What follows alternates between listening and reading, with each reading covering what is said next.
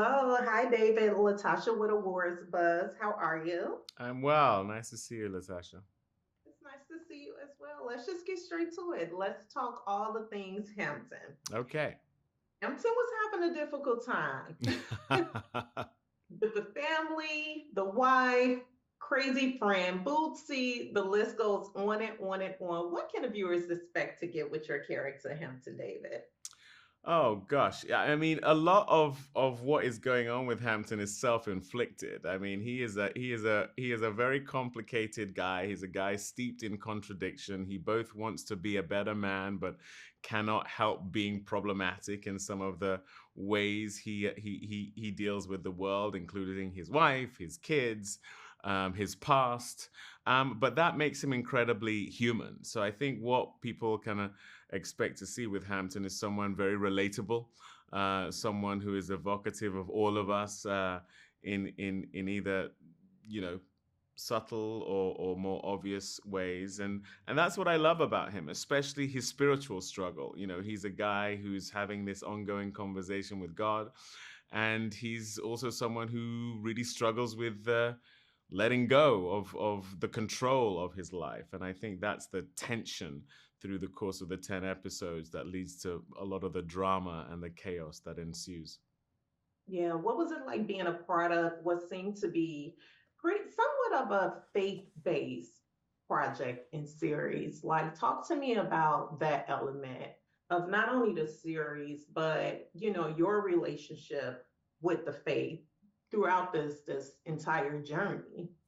Well, the faith component in the show is not rooted necessarily in any overt religion, as it were. It's just a guy who is seeking answers and who has an epiphany about this self sharpening drill that he invents and that he decides is going to be the means by which his family is going to have a better life. And we see this ongoing conversation, which manifests in these surreal encounters, whether it's a flood or being swallowed by a fish or having a near death experience.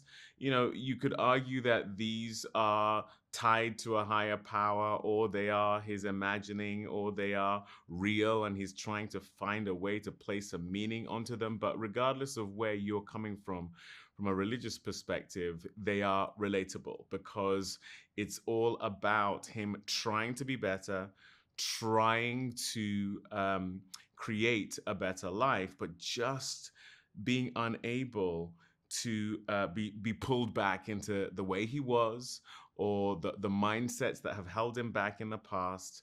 And it's to me, as a husband, as someone who has 4 kids and is trying to create a good life for them, but is failing as a husband every day, is failing as a parent every day, because we all do.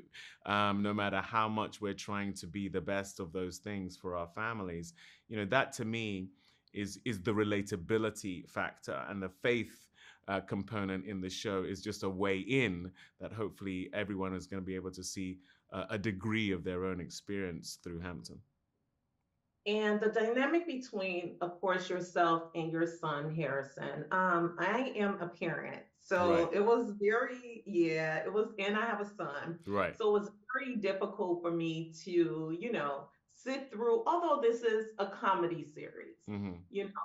for lack of better words, but it was difficult for me as a viewer to just see how close off Harrison was with his dad. I'm sure that led you to peel back many emotional layers of your character role. So, what was that experience like? Really tapping into the emotional aspect of it all. Yeah, again, very relatable. I have 3 sons myself, and a daughter as well. And, you see them having a lot of fun. You see them reconnecting, but you also know that there's a backdrop of something a little bit more sinister, something more selfish coming from Hampton as well. And if we're honest, as parents, even though it may not be as extreme as what is happening between Hampton and Harrison, we can sometimes have our own agenda as parents.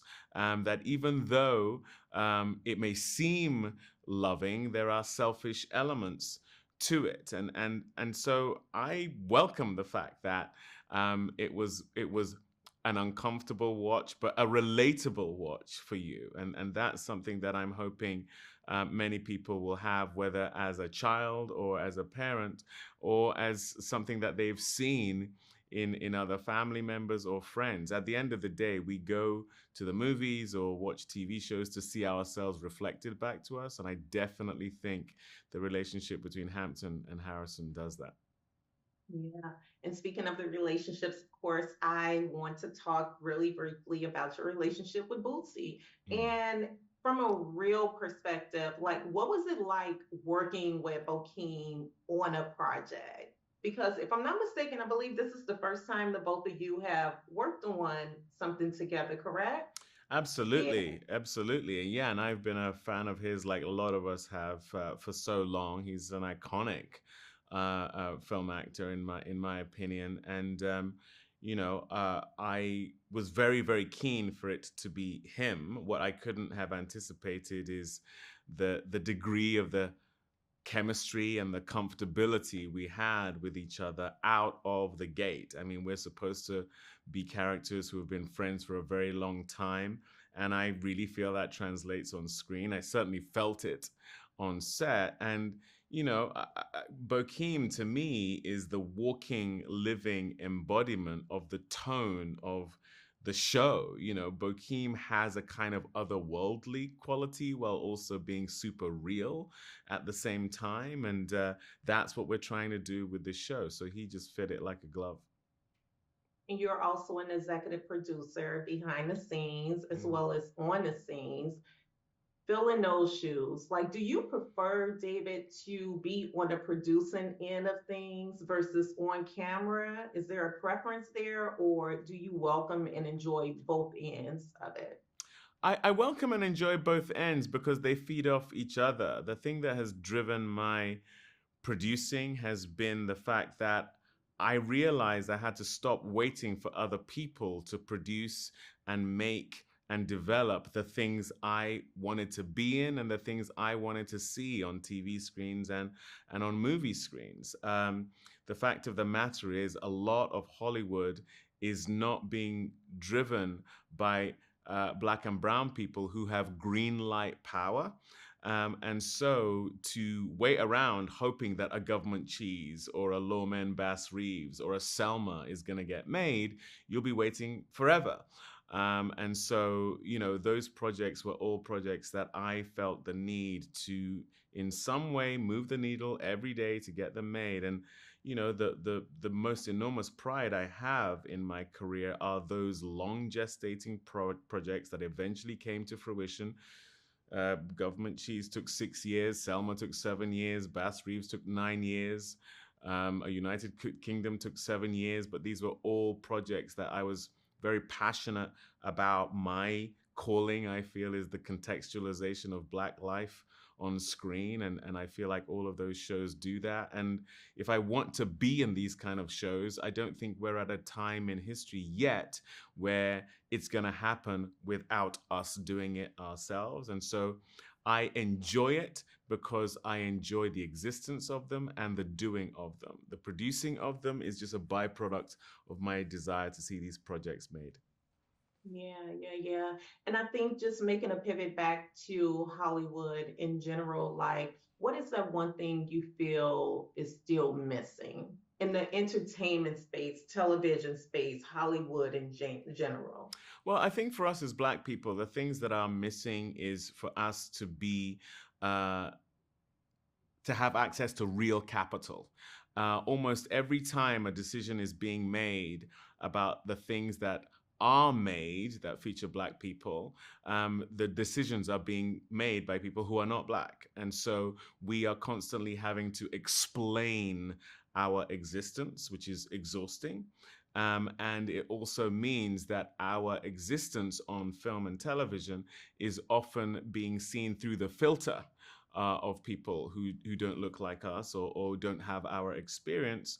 And that therefore means that its potency can become diluted. Now, the thing I'm so proud of with Government Cheese is the fact that, unlike most of the projects I've ever been involved with, I wasn't the only Black producer. I was one of 7 Black producers. And that's why you're seeing a show that is so unique and specific and steeped in specificity with this show. So I think access to resources is a big issue, and access to distribution is a real issue Mhm. as well. We need to find ways to have pipes to our audience that, again, isn't predicated on people who are not of our demographic, their decision as to what gets fed to us. That's a real problem. So resources and distribution, I would say, are the two big issues we still face.